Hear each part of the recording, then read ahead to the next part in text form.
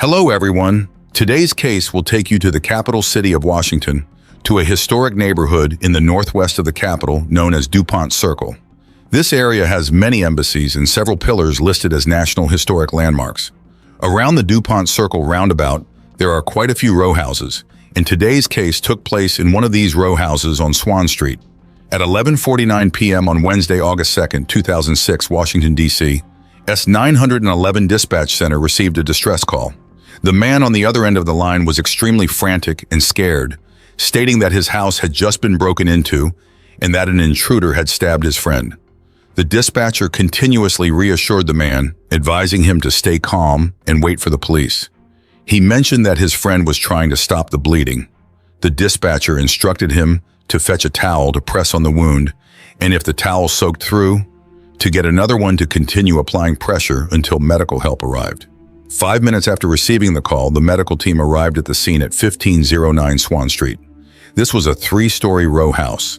The medical personnel saw a man in a white bathrobe standing at the front door on the first floor. This was Victor, one of the residents of the house. The medical team approached Victor and asked what had happened, but Victor didn't respond as he was on the phone.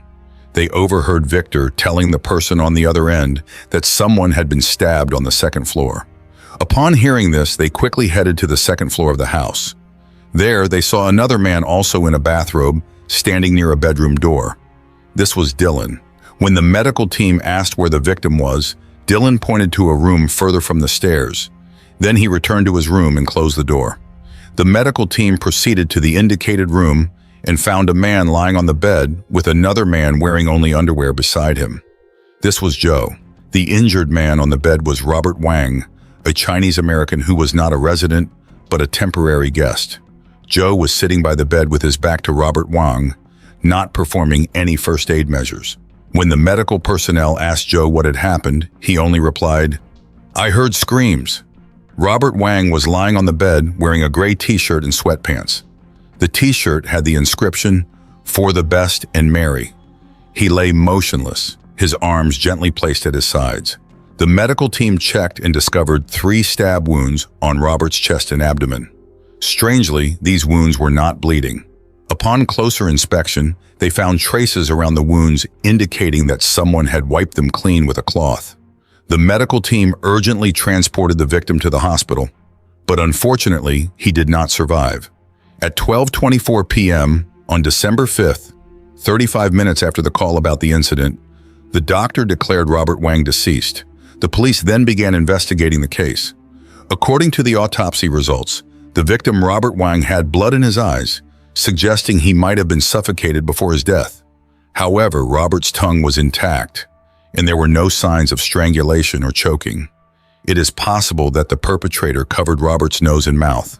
The 3 stab wounds to the heart and chest were the direct cause of death.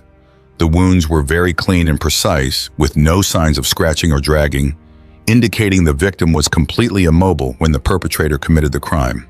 However, such wounds typically do not cause immediate death. Robert Wang's intestines still contained a lot of blood, showing that he was alive for a period after being stabbed before he died. His digestive system was still functioning, meaning Robert was digesting his own blood. There were no signs of other injuries or self-defense wounds, indicating that the victim did not resist during the incident.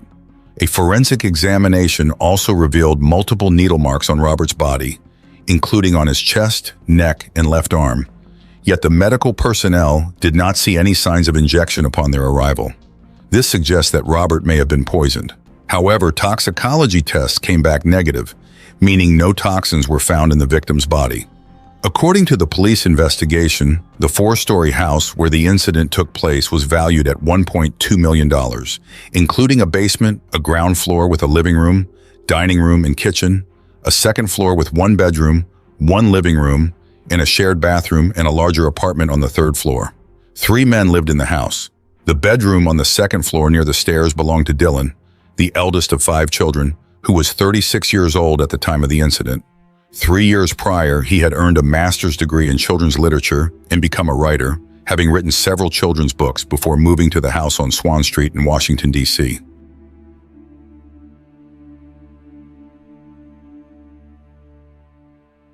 On the third floor were the bedrooms of Victor and Joe.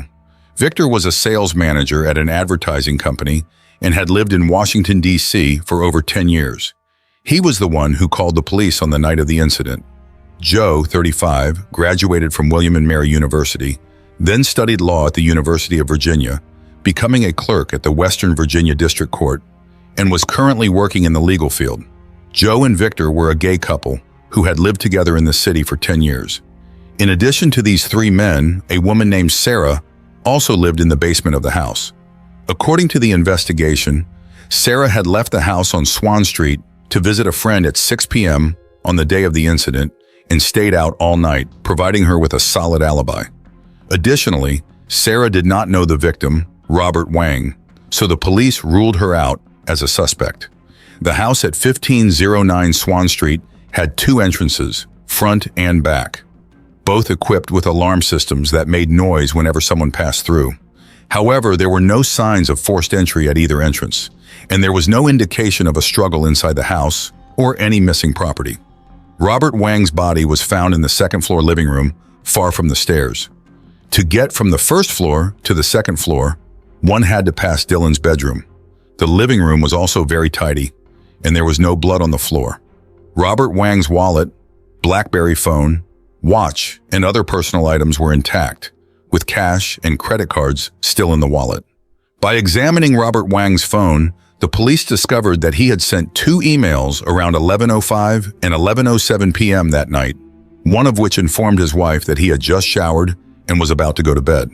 However, these two emails were never actually sent. Based on this clue, the police determined that Robert Wang was still alive at around 11:07 p.m. that night. The bed in the second-floor living room where Robert Wang's body was found was a fold-out bed, and when rescue personnel arrived, one corner of the blanket had been moved.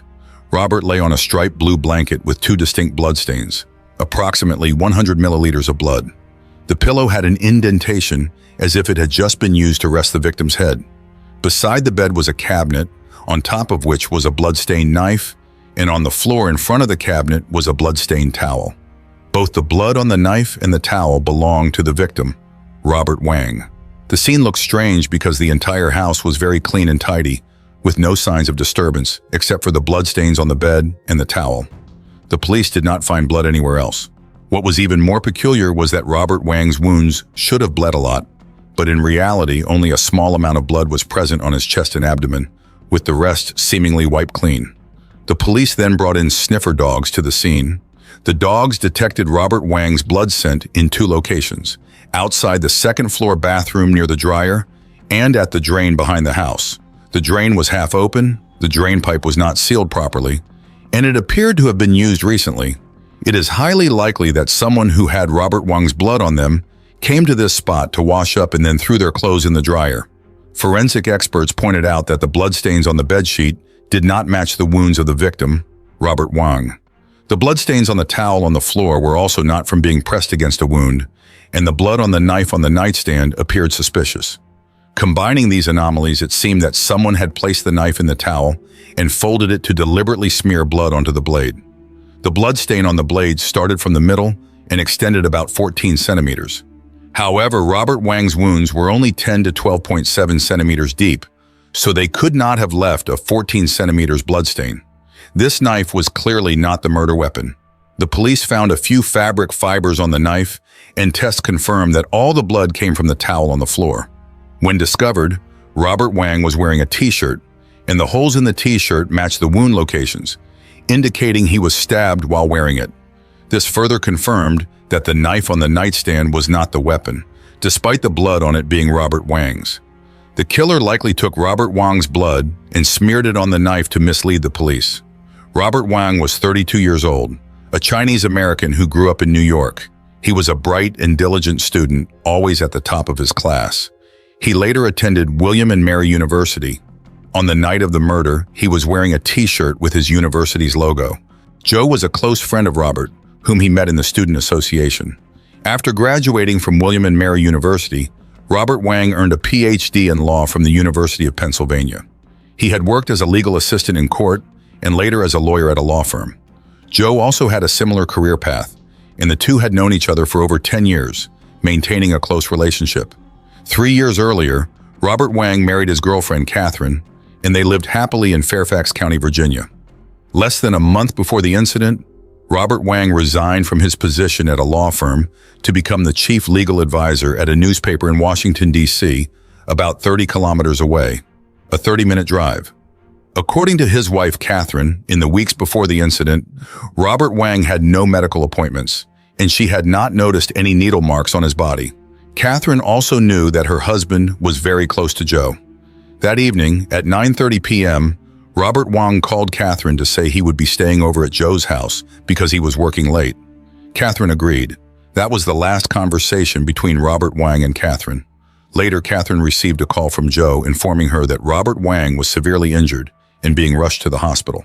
Robert Wang was very active in the local Chinese community and was elected president of the Asian American Lawyers Association. He was a cheerful and approachable person, always remembered his friends' birthdays, and sent them heartfelt greeting cards. Robert had no known enemies. According to the police report, the first medical responders at the scene reported that the 3 men living in the house behaved strangely. Typically, when someone needs emergency help, people would guide medical personnel to the victim quickly for timely aid. However, these 3 men did not provide the victim's location and seemed very relaxed, not in a hurry at all. Moreover, 2 were wearing white bathrobes, and 1 was only in his underwear, looking as if they had just finished bathing. After receiving this clue, the police took the 3 men to the station and recorded their separate statements about their activities that evening. Victor, the person who called the police, said that he had planned to go on a business trip that day, but returned home early as his work finished sooner than expected. When Robert entered the house, Victor did not see him because he was in the 3rd-floor bedroom watching a reality show. Around 11 p.m., after the show ended, Victor was about to go to sleep. Shortly after, his roommate Joe returned to the 3rd-floor bedroom and informed Victor that Robert would be staying the night. Then Victor heard a scream from the 2nd-floor living room, which Joe also heard. They rushed downstairs but heard another scream. When Victor and Joe entered the 2nd-floor living room, they saw Robert lying on the bed with blood on his chest. Victor panicked and yelled, but Joe checked on Robert and told Victor not to scream, to stay calm, and to go upstairs to get the phone to call for emergency services, which Victor did. Victor also mentioned that the first time he heard the scream and went downstairs, he did not see anyone. But when he went upstairs to get the phone and came back down, he saw Dylan coming out of his room. Dylan, the neighbor living on the 2nd floor near the stairs, said that around 10:30 p.m., Robert came to the house, had a glass of water, and then sat with Dylan and Joe talking in the 1st-floor living room. After that, Joe saw something like a pig running across the yard and went outside to check. Robert said he was tired and wanted to rest, so Dylan led Robert to the 2nd-floor living room. Dylan then returned to his room, read a book for a while, took sleeping pills, and prepared to go to bed. During this time, he heard Robert showering and closing the door. Shortly after, Dylan heard Victor and Joe shouting. Dylan immediately woke up, opened his door, and saw Victor calling for emergency services while Joe was sitting by the bed, pressing a towel on Robert's chest to stop the bleeding. At that time, Robert was lying on the blanket, but the knife on the nightstand was not there. Later, Dylan admitted that he had taken that knife. When asked about the police's suspicions of Joe and Victor, he remained silent. During further investigation, Dylan agreed to take a police lie detector test, and when asked who killed Robert, he replied that he did not know. At this point, the lie detector suddenly signaled, indicating that Dylan was lying. During the police interrogation, Joe was the most active. He told the police that he had known Robert since he was 18, and they remained close friends to this day. That night, Robert attended a legal seminar that ended very late, and since Robert's house was 30 kilometers away, he decided to stay in Washington, D.C. for the night. At 10:24 p.m., Robert called Joe to ask if he could stay over for the night, and Joe agreed. According to the investigation, Robert had also called a female friend earlier, but she said it was inconvenient, so she refused Robert's request. When asked by the police if Robert had ever stayed at Joe's house before, Joe said that he never had. Joe said that around 10:30 p.m., Robert arrived at the apartment, they chatted for a while, and then each went to their respective rooms to rest. Shortly after 11 p.m., Joe suddenly heard the back door alarm sound and thought the girl from the basement had returned, so he didn't pay much attention. Not long after, Joe heard a scream from the 2nd-floor living room and, worried, went downstairs with Victor to check. Thus, Joe didn't have time to put on clothes. When they reached the second floor, they found Robert injured and lying in the living room with a knife placed next to the wound on his abdomen. Joe took off Robert's shirt and saw that his chest and abdomen were bleeding, immediately grabbed a towel to press against the wound, and told Victor to call for emergency services while Joe stayed by the bed, waiting for medical personnel to arrive. As for Dylan, although his room and the living room where Robert was lying were both on the second floor, he only came out of his room after Joe and Victor discovered Robert was injured. Dylan said that he didn't hear any noise before because his bed was near the window of his room, and there was an air conditioner above it, which made a lot of noise that could drown out other sounds. To verify this claim, the police inspected Dylan's room and found that the air conditioner was not very loud, almost inaudible, raising some suspicion about him. However, Joe stated that he knew Victor and Dylan very well. Both were good people and incapable of murder. Joe firmly believed that a stranger broke into the house that night, took a knife from the kitchen on the ground floor, went up to the second floor living room, and killed Robert. The intruder must have entered through the back door, as around 11 p.m., Joe heard the back door alarm sound, indicating someone had come in through the back door. When Joe and Victor went downstairs, the killer had already climbed over the backyard fence to escape. Joe estimated that all these events happened between 11:10 p.m. and 11:43 p.m. In summary, Joe was trying to convince the police to believe his speculative account. Joe, Victor, and Dylan were interrogated simultaneously, but in separate rooms. The questioning lasted until the following morning. During this process, Joe requested to see Dylan and Victor, saying, "I want to see them. If you want to prosecute me, then do it, but I haven't seen them all night, and now I want to meet them." Reviewing the testimonies, Joe and Victor's accounts of that night were quite similar, and they could corroborate each other, while Dylan, unfortunately, lacked an alibi.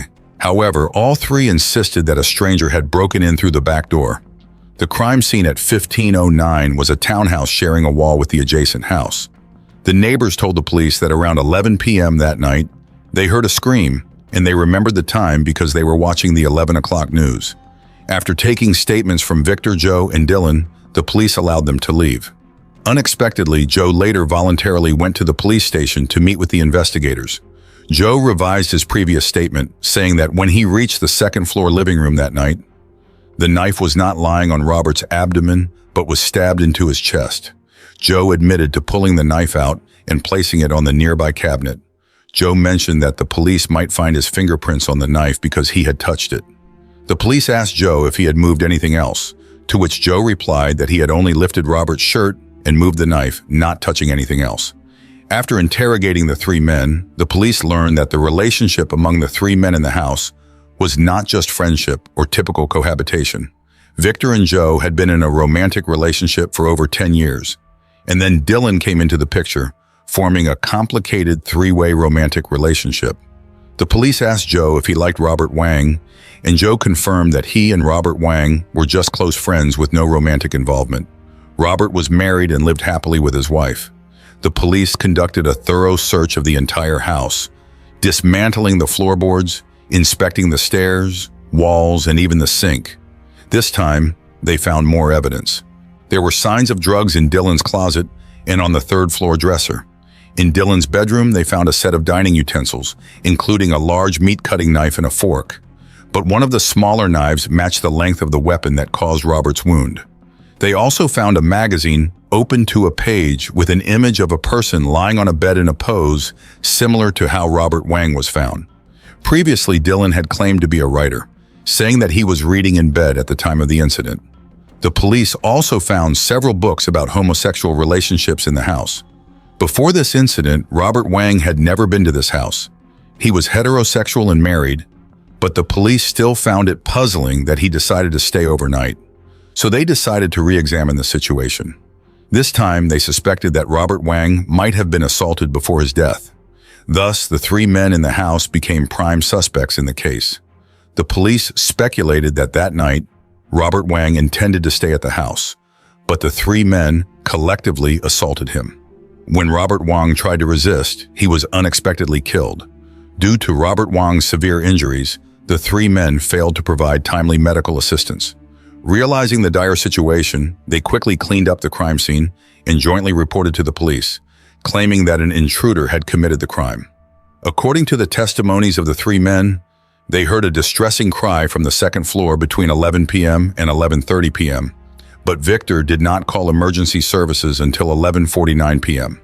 Information from Robert Wang's phone shows he was still alive at 11:07 p.m., meaning there was a window of at least 19 minutes and at most 42 minutes, during which the three men discovered Robert Wang injured, but did not immediately call for help. This led the police to suspect that the three men had spent this time cleaning up the crime scene and destroying evidence, as well as coordinating their story about an intruder. According to the house layout, if the suspect had entered through the back door, they would have first passed through the kitchen and dining room before reaching the living room. The ground floor contained valuable items like laptops, which would have been taken if the intruder's motive was theft. However, nothing was missing. To reach the second floor, the intruder would have had to pass through the other bedrooms before getting to Robert's living room. Strangely, the suspect only harmed Robert. If the motive was revenge, committing the crime at the victim's friend's house seems odd. According to the residents' statements, the suspect quickly climbed over the backyard fence to escape when Victor opened the door and came downstairs. However, Victor claimed he only heard the intruder entering the house, not leaving. The apartment's wooden staircase would have made noise, making a silent escape unlikely. The backyard fence was about 2.4 meters high, making a quick, trace-free climb difficult. Overall, the police believed the three men were lying. 2 years after the incident, the three men were prosecuted for obstruction of justice and conspiracy to tamper with the crime scene, but were not charged with murder. 4 years after the incident, in May 2010, the case went to trial at the Washington High Criminal Court. Despite a month-long trial due to insufficient evidence, the court acquitted Victor, Joe, and Dylan. However, the judge suggested that the three men might be hiding something about Robert's death. After the trial, the $1.47 million house was sold. The three men later moved away. Throughout the trial, they maintained that the crime was committed by an intruder and provided no further useful information.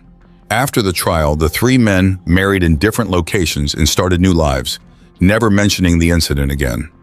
What really happened that night and who killed Robert remains a mystery. It is terrible that a man was killed, but the real culprit is still at large. Setting aside the case for a moment, who do you think the real killer is? Leave your thoughts in the comments below. If you enjoyed the video, please like and subscribe, and let us know how we can improve. Thank you for listening, and we'll see you in the next video.